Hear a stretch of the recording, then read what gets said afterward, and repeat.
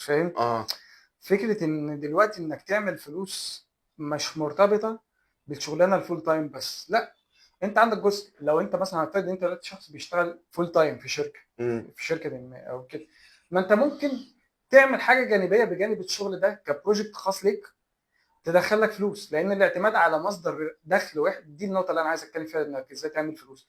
الاعتماد على مصدر دخل واحد ما بقاش ينفع في الوقت الحالي اللي احنا فيه ده، مثلا الضغوط الماديه والظروف الماديه صح الصعبه. صح فانت لازم يبقى عندك اكتر من مكان بتطلع منه فلوس. صح.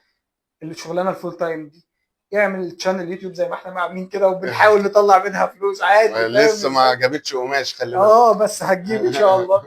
لا، ما ده اللي انا بتكلم فيه دلوقتي. انا شايف مثلا ان اليوتيوب ده منصه مهمه جدا، ان انت تقدر لو نجحت فيها وانت عندك القبول انك تقدر تعمل ده. تخصص في حاجه ممكن.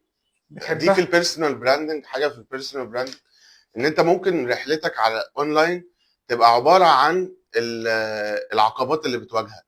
انا بحاول يا جماعه ابقى ممثل، تعالوا شوفوني النهارده وانا بفشل مثلا في اوديشن، او تعالوا شوفوني النهارده وانا جاي لي خبر ان انا اتقبلت في مسلسل ما. بالظبط. دي رحلتك، الناس كتير حابه تسمع رحلتك دي. فخشوا اونلاين واعملوا يا جماعه، لو في حاجه انت شاطر فيها او بتحاول تبقى شاطر فيها، ممكن جدا تعمل عنها محتوى. والمجالات كتير يعني. مم. انت بتحب الاكل، اعمل محتوى عن الاكل، عن الطبخ. بتحب السفر، اعمل فلوجز وانت اكيد انت مسافر. بتحب 10 اكيد. حاجات في حياتك. بتحب الكوره، اتكلم عن الكوره. بتحب الافلام، اتكلم عن الافلام. يعني بالظبط. انا بشوف ان اليوتيوب بجد برضو منصه وبتبقى احسن مشروع. واحسن فيها، يعني انت وانت عامل 10 فيديوهات غير وانت عامل 200 فيديو. بالظبط. انت هنا هتلاقي نفسك في مستوى تاني خالص، والفيوهات بتكتر ما تيأسش بس. بالظبط. بالظبط. مم. حلو قوي. طيب